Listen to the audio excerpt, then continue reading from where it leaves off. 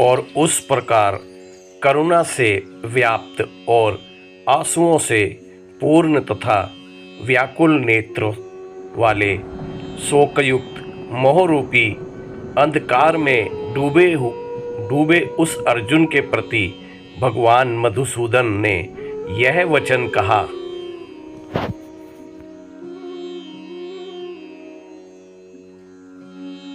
हे अर्जुन, तुमको इस विषम स्थल में यह अज्ञान किस हेतु से प्राप्त हुआ? क्योंकि यह ना तो श्रेष्ठ पुरुषों से आचरण किया गया है, ना स्वर्ग को देने वाला है, ना कीर्ति को करने वाला है। इसलिए हे अर्जुन, नपुंसकता को मत प्राप्त हो, यह तेरे योग्य नहीं है। परमत्व कुछ हृदय की दुर्बलता को त्याग कर युद्ध के लिए खड़ा हो। तब अर्जुन बोले कि हे मधुसूदन, मैं रणभूमि में भीष्म पितामह और द्रोणाचार्य के प्रति किस प्रकार बाणों से युद्ध करूंगा? क्योंकि हे मधुसूदन, वे दोनों ही पूजनीय हैं।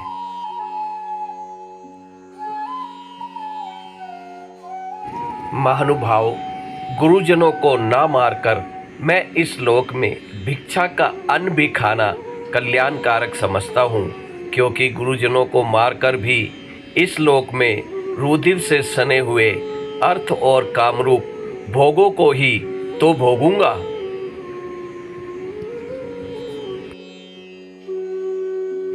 तथा हम यह भी नहीं जानते कि हमारे लिए युद्ध करना और ना करना, इन दोनों में से कौन सा श्रेष्ठ है, अथवा यह भी नहीं जानते कि उन्हें हम जीतेंगे या हमको वे जीतेंगे।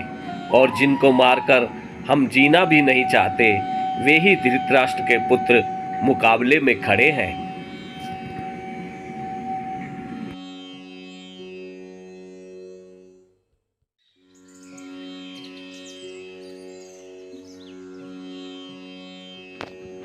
इसलिए कायरता रूप दोष से उपहत हुए स्वभाव वाला तथा धर्म के विषय में मोहित चित हुआ मैं आपसे पूछता हूँ कि जो साधन निश्चित कल्याणकारक हो वह मेरे लिए कहिए, क्योंकि मैं आपका शिष्य हूँ।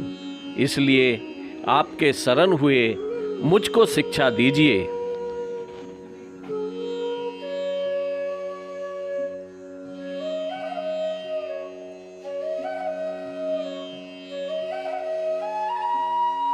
क्योंकि भूमि में निष्कंटक धन धान्य संपन्न राज्य को और देवताओं के स्वामीपने को प्राप्त होकर भी मैं उस उपाय को नहीं देखता हूँ जो मेरी इंद्रियों के सुखाने वाले शोक को समाप्त कर सके।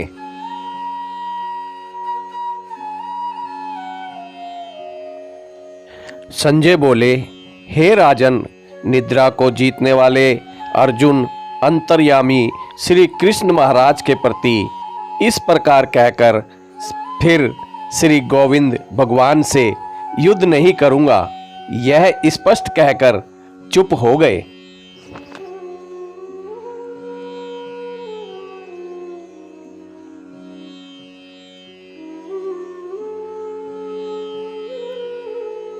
हे भरतवंशी धृतराष्ट्र, अंतर्यामी श्री कृष्ण महाराज दोनों सेनाओं के बीच में शोक करते हुए उस अर्जुन को हंसते हुए यह वचन बोले।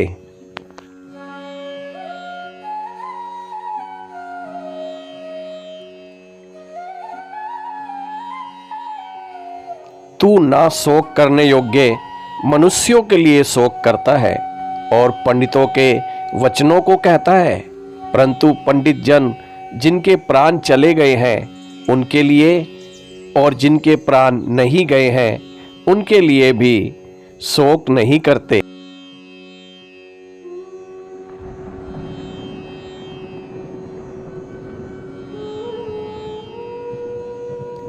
क्योंकि आत्मा नित्य है, इसलिए शोक करना अयुक्त है।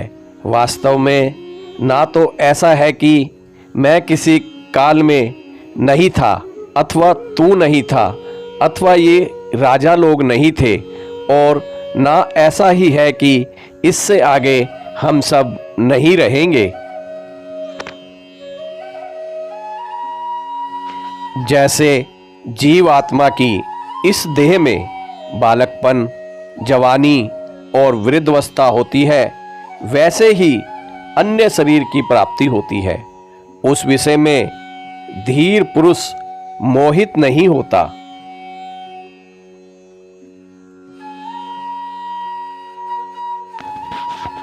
हे कुंती पुत्र, सर्दी, गर्मी और सुख दुख को देने वाले इंद्रिय और विषयों के संयोग तो उत्पत्ति विनाशशील और अनित्य है। इसलिए हे भरतवंशी अर्जुन, उनको तू सहन कर।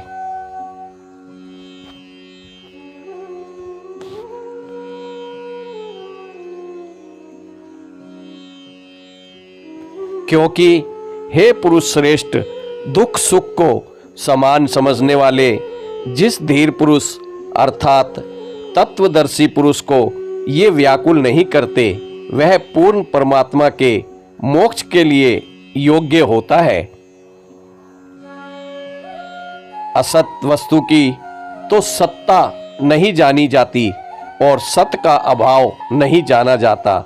इस प्रकार इन दोनों की वास्तविकता को तत्वज्ञानी अर्थात तत्वदर्शी संतों द्वारा देखा गया है।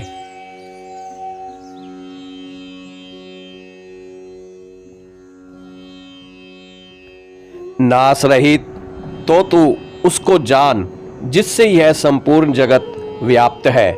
इस अविनाशी का विनाश करने में कोई भी समर्थ नहीं है।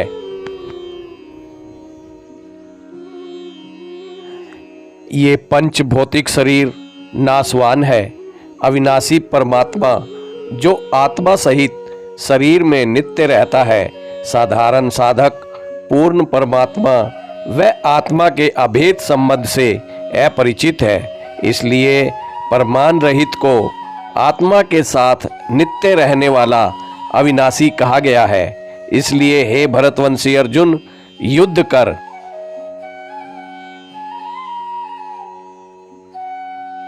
जो इस आत्मा को मारने वाला समझता है तथा जो इसको मरा मानता है, वह दोनों ही नहीं जानते हैं कि क्योंकि यह आत्मा न मरता है और न मारा जाता है। यह आत्मा किसी काल में भी ना तो जन्मता है और ना मरता ही है, तथा ना यह उत्पन्न होकर फिर होने वाला ही है, क्योंकि यह अजन्मा, नित्य, सनातन और पुरातन है। शरीर के मारे जाने पर भी यह नहीं मारा जाता। हे पृथापुत्र अर्जुन, जो व्यक्ति इस आत्मा को नाश रहित, नित्य, अजन्मा और अविनाशी जानता है, वह व्यक्ति किसको मरवाता है और कैसे किसको मारता है।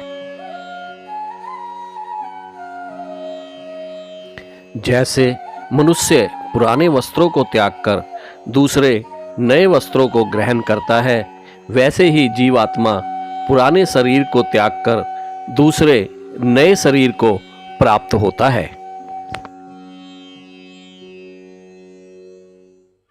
इस आत्मा को शस्त्र नहीं काट सकते, इसको आग नहीं जला सकती, इसको जल नहीं गला सकता और वायु नहीं सुखा सकती।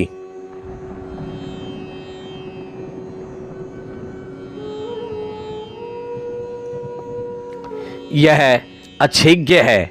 यह परमात्मा अध्याय, अक्लेघ्य और निसंदेह अशोष्य है, तथा यह परमात्मा नित्य, सर्वव्यापी, अचल स्थिर रहने वाला और सनातन है।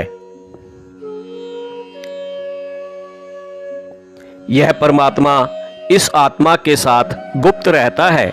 यह अचिंत्य है। यह विकार रहित कहा जाता है। इससे हे अर्जुन, इस परमात्मा को इस प्रकार से जानकर तू शोक करने योग्य नहीं है, अर्थात तुझे शोक करना उचित नहीं है।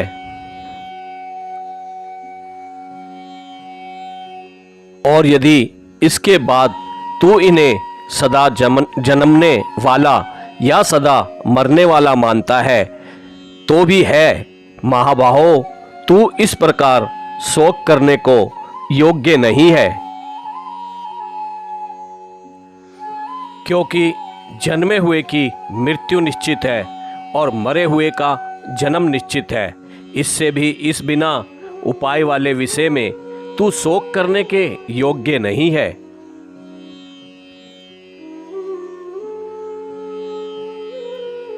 हे अर्जुन, संपूर्ण प्राणी जन्म से पहले अप्रकट थे और मरने के बाद भी अप्रकट हो जाने वाले हैं, केवल बीच में ही प्रकट है। फिर ऐसी स्थिति में क्या शोक करना है? कोई एक ही इस परमात्मा सहित आत्मा को आश्चर्य की भांति देखता है और वैसे ही दूसरा कोई महापुरुष ही आश्चर्य की भांति वर्णन करता है तथा दूसरा इसे आश्चर्य की भांति सुनता है और कोई सुनकर भी इसको नहीं जानता।